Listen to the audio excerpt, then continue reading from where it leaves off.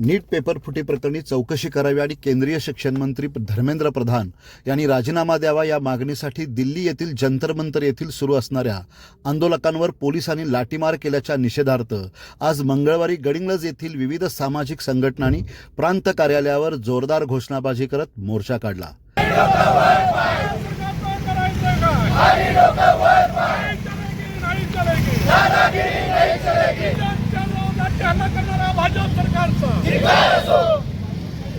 यावेळी श्रद्धा सरनोबत, अर्पिता गड्यांनावर, प्राध्यापक सुनील शिंत्रे, दत्ता मगदुम, कल्याण पुजारी, प्राध्यापक अशफाक मकानदार, बाळेश नाईक, ॲडव्होकेट दिग्विजय कुराडे यांनी मनोगत व्यक्त केली। त्यानंतर प्रांताधिकारी एकनाथ काळबांडे यांना निवेदन देण्यात आले। दशरथ दळवी, राजेंद्र गड्यांनावर, प्रकाश कांबळे, रफिक पटील, राजू रेडेकर, बाबूराव आयवाळे, रमजान अत्तार, उज्ज्वला दळवी, अरुणा शिंदे, उदय कदम, परशुराम कांबळे यांच्यासह विविध संघटनांचे पदाधिकारी उपस्थित होते।